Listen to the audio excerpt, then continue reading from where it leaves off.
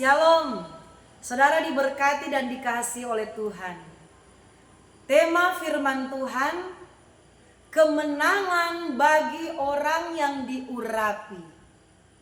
Saudaraku, ternyata luar biasa sekali kalau hidup kita ini disebut atau dikatakan adalah orang-orang yang diurapi. Karena kemenangan pasti akan terjadi dalam hidup kita. Meskipun ada begitu banyak tantangan, meskipun ada begitu banyak problema yang kita alami, tekanan demi tekanan yang kita alami, pergumulan-pergumulan yang kita alami, tetapi kemenangan akan selalu berpihak, akan selalu menjadi bagian orang-orang yang diurapi oleh Tuhan. Mari kita akan melihat Alkitab kita yang terdapat dalam kitab Mazmur pasal yang ke-20, Mazmur 20 ayat yang ke-7. Sekarang aku tahu bahwa Tuhan memberi kemenangan kepada orang yang diurapinya dan menjawab dari sorga yang kudus dengan kemenangan yang gilang gemilang oleh tangan kanannya. Saudaraku, ketika kita menyimak baik-baik ayat firman Tuhan ini, jelas sekali Alkitab mencatat bahwa Tuhan memberikan kemenangan bagi orang-orang yang diurapinya. Raja Daud yang menulis ayat ini, Raja Daud, dia berkata, dia mengutarakan isi hatinya bahwa sekarang aku tahu bahwa Tuhan yang memberi kemenangan kepada orang yang diurapinya. Mengapa Raja Daud sampai berkata bahwa sekarang aku tahu bahwa Tuhan yang memberi kemenangan kepada orang yang diurapinya? Karena Raja Daud sudah mengalaminya di dalam kehidupannya. Raja Daud bukan hanya 1-2 kali mengalami kemenangan-kemenangan dari Tuhan, tetapi setiap kali ada tantangan yang datang dalam kehidupannya, saudaraku, dia mengalami peperangan yang hebat. Dia selalu mengalami kemenangan yang luar biasa dari Tuhan. Dia mengalami, saudaraku, problema. Dia mengalami, saudaraku, hal yang berat. Menjadi seorang pemimpin, menjadi seorang raja, tetapi dia berani berkata bahwa sekarang aku tahu bahwa Tuhan yang memberi kemenangan kepada orang-orang yang diurapi. Saudaraku, orang-orang yang diurapi Tuhan itu seperti apa sehingga kemenangan itu terjadi? Saudaraku, kita tahu bahwa Raja Daud adalah salah satu figur atau satu-satunya figur, saudaraku, yang paling suka memuji dan memuliakan Tuhan. Sebelum dia Tuhan panggil, sebelum dia, saudaraku, Tuhan urapi, dia menjadi raja. Yang menjadi latar belakang Daud, dia adalah seorang yang mengembalakan hanya 2-3 ekor domba saja. Tetapi di tengah-tengah kesetiaan dia mengembalakan 2-3 ekor domba di padang, saudaraku. Di tengah-tengah dia melakukan aktivitasnya, menjaga domba-domba yang disuruh oleh papanya, ayahnya. Dia memuliakan Tuhan. Setiap hari dia menyembah Tuhan. Dia memainkan kecapi.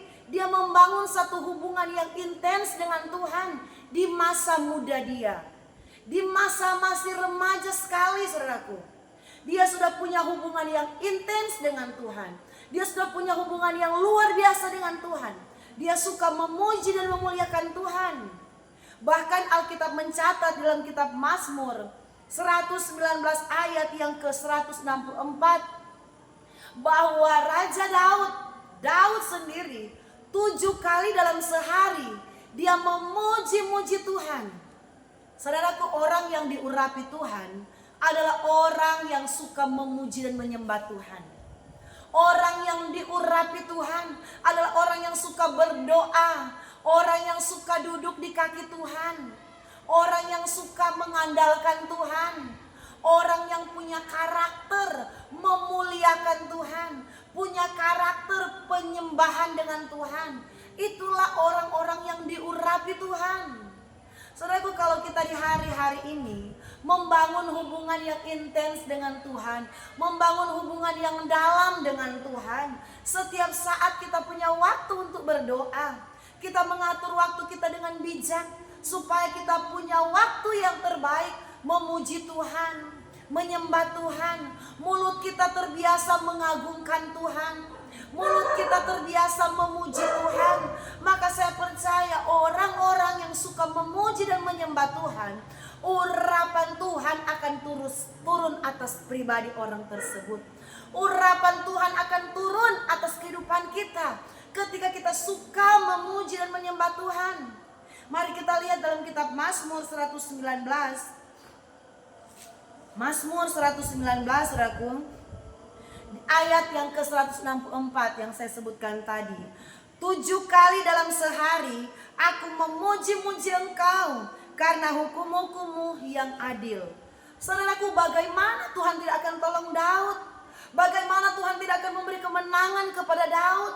Meskipun medan pertempuran yang sukar, meskipun diperhadapkan dengan medan pertempuran yang sangat sengit, tetapi Daud selalu mengalami kemenangan. Karena apa? Jelas sekali, saudaraku. 7 kali dalam sehari aku memuji-muji Tuhan. Saudaraku, tidak gampang ketika kita dengan kesibukan setiap hari, ketika kita dengan pekerjaan kita setiap hari, dengan aktivitas kita setiap hari, sepertinya sulit untuk kita atur waktu memuji dan memuliakan Tuhan. Jangankan 7 kali dalam sehari, 2 kali saja dalam sehari kadangkala berat bagi kita orang percaya untuk menyiapkan waktu yang spesial bagi Tuhan.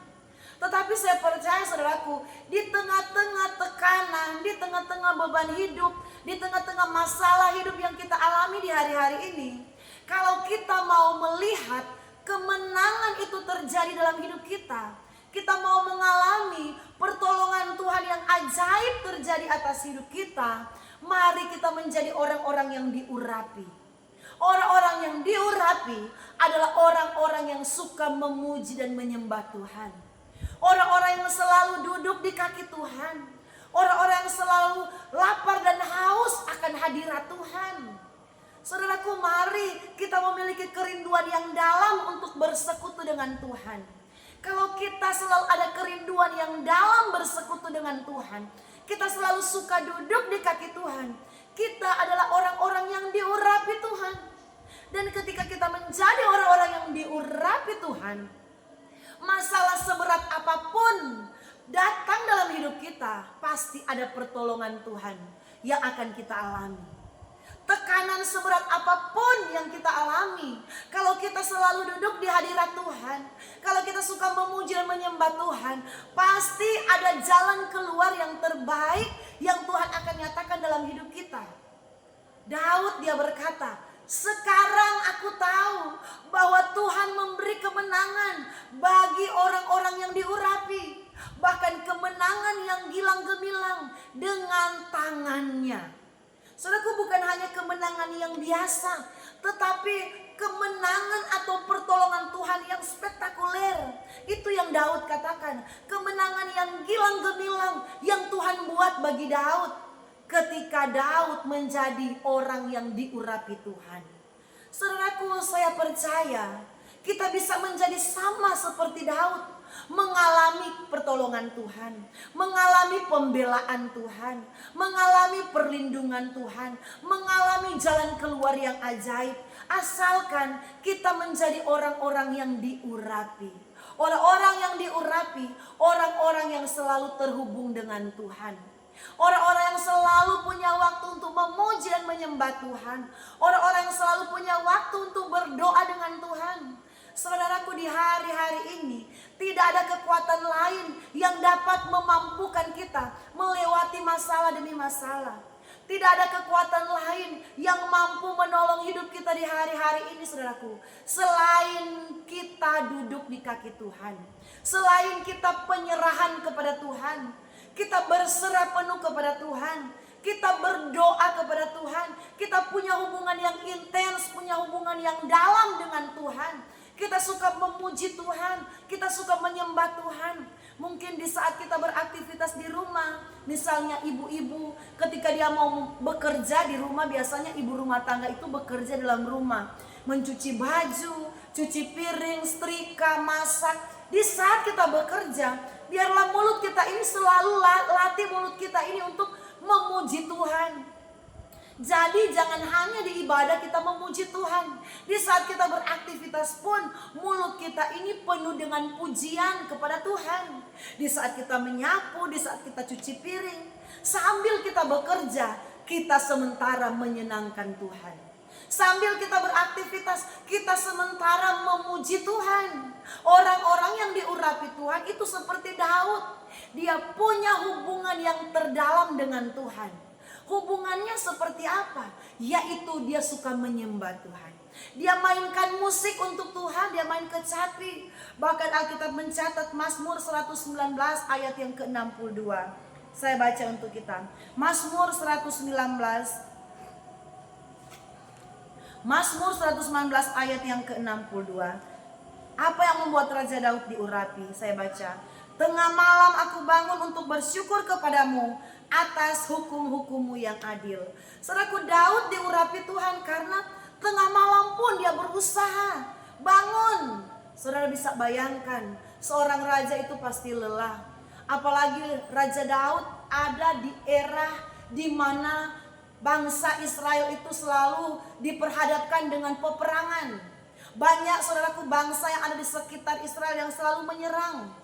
Raja Daud tidak seperti sekarang menggunakan rudal yang canggih, menggunakan saudaraku alat-alat yang luar biasa seperti dunia sekarang. Tetapi semuanya serba manual. Peperangan yang Daud lakukan itu dilakukan dengan tangannya, serba manual, menguras tenaga, menguras energi. Tetapi saudara bisa bayangkan, Alkitab mencatat Mazmur 119 ayat 62. Tengah malam aku bangun untuk bersyukur kepada Tuhan. Bagaimana Tuhan tidak mengurapi Daud? Bagaimana Tuhan tidak memberikan pertolongan kepada Daud? Tengah malam saja Daud bangun di tengah-tengah kelelahannya, di tengah-tengah rasa capeknya, di tengah-tengah kesibukannya, dia tetap memprioritaskan Tuhan. Saudaraku, mari kita punya hubungan yang terdalam dengan Tuhan. Orang-orang yang diurapi pasti akan mengalami pertolongan Tuhan. Orang-orang yang diurapi Tuhan akan tolong dengan pertolongannya yang gilang gemilang. Seberat apapun pergumulan kita, kalau kita punya waktu untuk berserah di kaki Tuhan, berlutut di kaki Tuhan, pasti ada jalan keluar. Kami sudah alami, saudaraku, kami dalam pengembalaan pelayanan. Ada jemaat yang kami layani cukup banyak, saudaraku. Ada beberapa keluarga yang keluar dari gereja di mana kami layani, di gereja Pondok Daud, GBI Pondok Daud. Mereka keluar, saudaraku. Mereka tidak beribadah lagi dengan kami. Ini kesaksian kami. Di tahun 2022, bulan Juni, mereka keluar dan cukup banyak. Dan pada waktu itu yang tersisa tinggal sedikit. Jadi kami beribadah, saudaraku, tinggal beribadah dengan jemaat yang sedikit. Yang keluar ini banyak sekali. Tetapi saudaraku, ini yang saya katakan, Tuhan memberi kemenangan bagi orang-orang yang diurapi. Secara manusia sulit sekali orang yang sudah jemaat yang sudah keluar dari satu gereja, dia akan kembali lagi ke gereja yang dia tinggalkan itu. Secara manusia sulit, saudaraku, jemaat yang sudah keluar dari gereja yang kami layani, mereka akan kembali, saudaraku, akan kembali lagi menjadi domba-domba yang kami layani, akan menjadi, saudaraku, jemaat lagi yang kami layani. Saudaraku, mereka keluar, mereka ikut dengan seorang hamba Tuhan. Hamba Tuhan itu notabene-nya melayani dengan kami. Boleh dikatakan dia pembantu mimbar yang ada di gereja kami. Dan pembantu mimbar kami ini, saudaraku, dia membuka gereja yang baru. Dan saudaraku, dia tidak mencari jemaat-jemaat yang baru, tetapi jemaat yang kami layani itu yang dia ajak untuk beribadah dengan dia. Tetapi apa yang terjadi, saudaraku, kami tidak melakukan hal-hal yang lain. Kami cuma melakukan satu hal. Kami berlutut di hadapan Tuhan Kami duduk di kaki Tuhan, kami memuji Tuhan, kami menyembah Tuhan, kami berdoa, kami berserah kepada Tuhan. Setiap kali kami berdoa, kami serahkan Tuhan, Engkaulah yang sanggup mengirimkan kembali jemaat-jemaat yang sudah keluar. Saudaraku, secara manusia itu mustahil. Tetapi apa yang mustahil bagi manusia, saudaraku, itu tidak mustahil bagi Tuhan. Waktu berjalan, jemaat yang kami layani ini yang sudah keluar, mereka sudah beribadah dengan pembantu mimbarnya kami. Mereka sudah bangun gereja baru dan mereka sudah beribadah di sana, saudaraku. Dan saudaraku, Tuhan buat ajaib, di mana hampir 2 tahun, 1 tahun lebih, tiba-tiba saudaraku, gereja baru yang mereka buka itu ditutup. Kami kaget ketika kami dengar informasi, Pak Gembala, gereja ini sudah ditutup. Kami langsung kaget, sudah ditutup, sudah berapa lama ditutup? Sudah 4 bulan ditutup. Baru jemaat-jemaatnya mana? Jemaat-jemaatnya sudah terpencar-pencar, saudaraku. Orang yang kasih informasi, sudah terpencar-pencar. Kami berdoa, kami berserah, Tuhan, jamah Tuhan supaya jemaat yang keluar mereka bisa kembali. Dan apa yang terjadi, saudaraku? Jemaat yang dulunya meninggalkan kami, Tuhan kirim, Tuhan bawa satu persatu. Tuhan kirim dan sekarang saudaraku sudah mau hampir 100% kembali. Tinggal beberapa keluarga, sekitar 3 keluarga yang kami gumuli supaya kembali. Tetapi sebagian besar saudaraku, Tuhan sudah jamah hati mereka. Tuhan sudah gerakkan hati mereka. Bahkan saudaraku, ada satu bapak yang kami layani yang sudah keluar. Dia itu ketua kaum bapak atau ketua kaum pria, ketua PKB. Dia keluar dan dia ikut bersama dengan pembantu mimbar kami ini yang saya katakan dia buka gereja baru. Dan apa yang terjadi ketika dia sudah detik-detik mau kembali di pelayanan kami, Tuhan berikan satu mimpi kepada dia. Tuhan berikan mimpi bahwa saudaraku, dia beribadah di gereja ini, saudaraku, di Pondok Daud, di pelayanan kami. Itu artinya Tuhan sementara suruh kepadanya untuk kembali. Dan saudaraku, bukan hanya Tuhan berikan dia mimpi dia beribadah di Pondok Daud, saudaraku, ketua kaum bapa. Ketika dia keluar, dia meninggalkan jabatannya. Tetapi Tuhan kejar, Tuhan berikan mimpi untuk dia kembali, saudaraku. Dan ketika dia lagi beraktivitas di rumahnya, ini dia bersaksi, saudaraku. Dia mendengar ada suara yang berbicara keras sekali di telinganya, yang berkata, kembali di Pondok Daud, kembali beribadah di Pondok Daud. Dan dia mendengar di telinganya suara yang memanggil dia itu adalah suara Bapak Gembala atau suara suami saya. Suara itu berbicara dengan keras, padahal saudaraku, dia tidak ada bersama-sama dengan kami, dia di rumahnya. Dan dia mendengar suara itu memanggil kembali, beribadah kembali di Pondok Daud. Dan saudaraku, kalau bukan kuasa Tuhan, siapa yang mampu menggerakkan hati manusia? Saudaraku, saya percaya Tuhan memberi kemenangan bagi orang-orang yang diurapi. Dan itu juga terjadi di pelayanan kami. Jemaat yang banyak sekali yang keluar, Tuhan sudah mulai pulihkan. Tuhan kembalikan satu persatu. Tuhan kirim kembali. Bahkan saudaraku, ketika mereka kembali, sudah ada jiwa-jiwa baru yang Tuhan bawa sebelum mereka dipulihkan dan kembali. Mereka berkata, oh benar, di Pondok Daud itu ada kuasa Tuhan. Pada waktu mereka tinggalkan pelayanan, mereka mengejek, mereka menghina. Mereka bilang, oh Pondok Daud itu tidak ada kuasa Tuhan. Tetapi ketika mereka kembali, Tuhan membuat hati mereka, Tuhan mengubahkan mereka, dan mereka sendiri yang berkata bahwa di Pondok Daud ada kuasa Tuhan. Saudaraku, kalau kita tidak duduk di kaki Tuhan, sulit kita akan melihat kemenangan dari Tuhan. Kalau kita tidak suka memuji dan menyembah Tuhan, kalau kita tidak suka bersyukur kepada Tuhan di tengah-tengah pergumulan kita akan sulit melihat pembelaan Tuhan. Mari saudaraku, ketika kita ada dalam pergumulan, ada dalam persoalan, biarlah kita menjadi orang-orang yang diurapi Tuhan. Orang-orang yang diurapi Tuhan, dia pasti akan mengalami pertolongan Tuhan. Dia pasti akan mengalami kemenangan. Tuhan akan tunjukkan, Tuhan akan bela, Tuhan akan tolong. Itu seperti yang kami alami. Kami boleh melihat saudaraku, Tuhan kirim kembali hampir 2 tahun tidak beribadah bersama kami. Secara manusia saudaraku, kalau jemaat itu sudah keluar, pasti sudah gengsi saudaraku. Gengsi untuk mereka kembali saudaraku, apalagi mereka yang mau keluar sendiri. Gengsi, tetapi Tuhan buat rasa gengsi mereka, rasa malu mereka sepertinya hilang dari hati dan pikiran mereka. Karena sudah waktunya mereka akan dipulihkan kembali di pelayanan mereka. yaitu di pelayanan Pondok Daud, di mana Tuhan membawa jiwa-jiwa ini. Saudaraku, apapun pergumulanmu, apapun beban dan masalahmu, mari bawa di kaki Tuhan. Mari berserah kepada Tuhan. Biarlah mulutmu suka memuliakan Tuhan, mulutmu suka menyanyi, suka menyembah Tuhan. Maka pertolongan Tuhan, pembelaan Tuhan akan menjadi bagianmu. Engkau akan menjadi orang-orang yang diurapi, yang akan mengalami kemenangan yang gilang gemilang yang daripada Tuhan. Mari kuatkan imanmu. Pandang kepada Kristus, kemenangan yang gilang gemilang menjadi bagian orang-orang yang diurapi Tuhan. Shalom, Tuhan Yesus memberkati kita sekalian.